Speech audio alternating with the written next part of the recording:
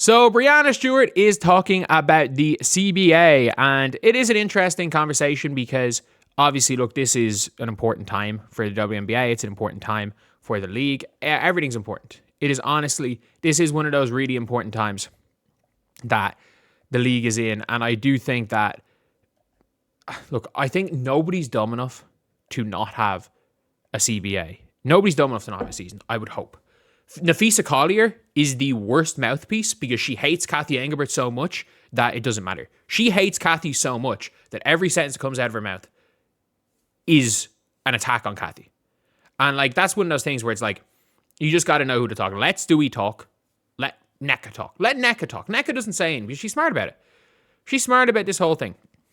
Like, she knows that, she knows she needs this league to be done.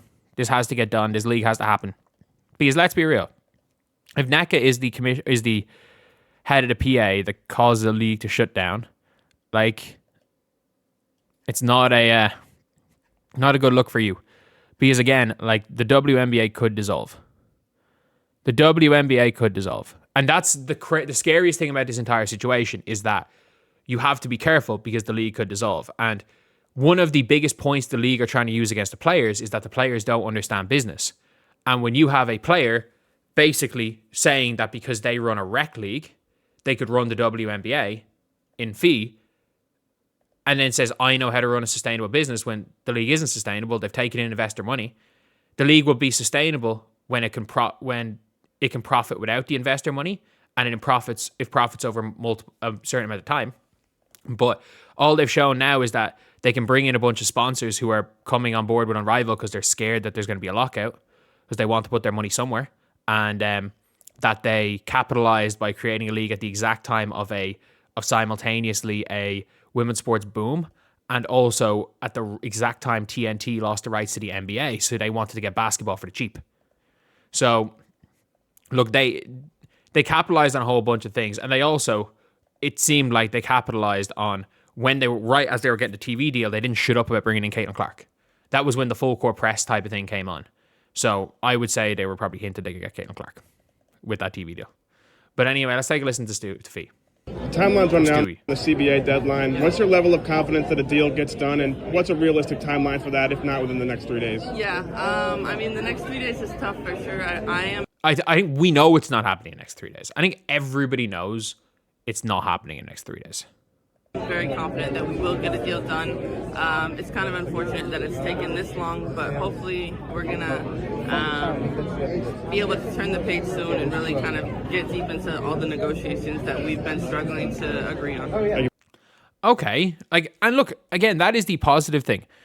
And thankfully, it's not screw you, Kathy. Like, there's only so much screw you, Kathy from these players that you can take. And I get it. Like, I actually would be I'm on the, like, people are like, oh, you're like pro corporation. No, I'm pro basketball. I've made that very, very clear. I'm pro basketball. If the players, I'm pro tearing up the salary cap so that teams can play players whatever the fuck they want. And if one owner wants to pay their players, wants to burn all their money, and another owner doesn't, and one owner is able to assemble the monsters, I don't give a fuck. I'm team. This is America. Capitalism. Tear up the damn salary cap. Screw profitability of the league. If one team wants to lose $50 million a year because a billionaire owner wants a plaything and to win a championship, so be it. So be it. Like, I hate this CBA bullshit. Like, just let teams and players play what they want. Like, genuinely, let's pay them what they want. It's getting rid of a salary cap is the only way players will get paid what they deserve, because they will get paid what the fair market rate is, not their rate based on a percentage of a salary cap.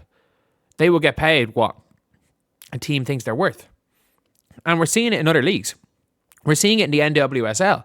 They've lost Trinity Rodman because they can't destroy the salary cap system. They're so like, the only way they could have kept Trinity Rodman was by tearing up the salary cap system, because they couldn't afford her. The salary cap system, they could not afford her. And it's like if Project B came along, or let's just say EuroLeague was actually profitable in Europe. Let's just say it was actually profitable. And it was like, if EuroLeague was profitable and those EuroLeague teams were offering players 3, 4, 5 million a year, which they never have. I don't know where it came from that these players are getting offered millions every year in EuroLeague. No, they're not.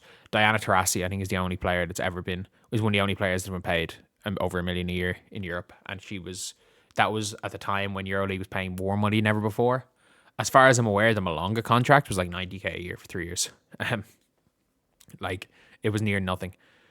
And I think Awa Fam's probably on something similar in Valencia. But yeah, look, it is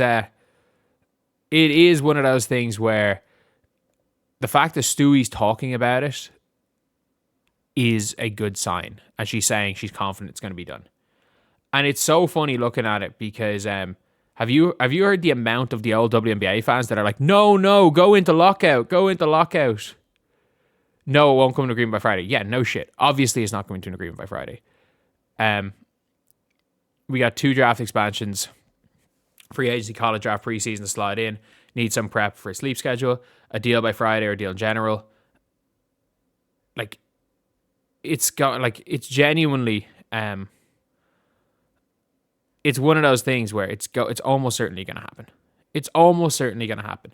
And look, even if it ends up dragging into the draft and free agency is fucking April, if it would be the most fun week ever if like free agency is a week and then immediately after free agency is the draft. And the draft is right after free agency and you're straight into training camp. It would be the maddest shit ever, but it could happen. It could genuinely happen. That being said, like, it's good that Stewie came out and said, and I thought it was really important as well when Neka said, we just want to play basketball. And I think what Caitlin and Angel said was the same thing.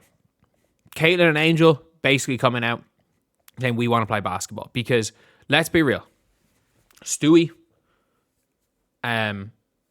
has as much as Fee has become a super popular player, Stewie does have more weight than Fee in the basketball world. Stewie has those links with Puma. Fee is Nike's 7th choice female athlete. Nike care more about Jewel Lloyd than Stewie. Stewie has those links with Puma. Stewie has all those USA basketball links. Stewie is, as much as Stewie and Fee were at UConn, we've seen the way Jeet Oriema treats Stewie versus Fee. When it comes down to it, you've got, obviously, she's a bigger name in basketball. She's won the titles. She's a player on the fringes of the GOAT convo. So, obviously, when it comes down to it, Breanna Stewart is and always will be one of the GOATs. And her, Neka, Caitlin, Angel, Sabrina, they're the real people that have the power, to be completely honest. And it's good because it isn't great when the whole conversation about this turns into when the entire conversation around everything becomes like personal shots. When it all becomes personal shots, then then it does become a problem. But at least now we're looking at it and it's looking positive. It's looking like things could happen. So anyway, yeah, that's the video. I'll see you guys.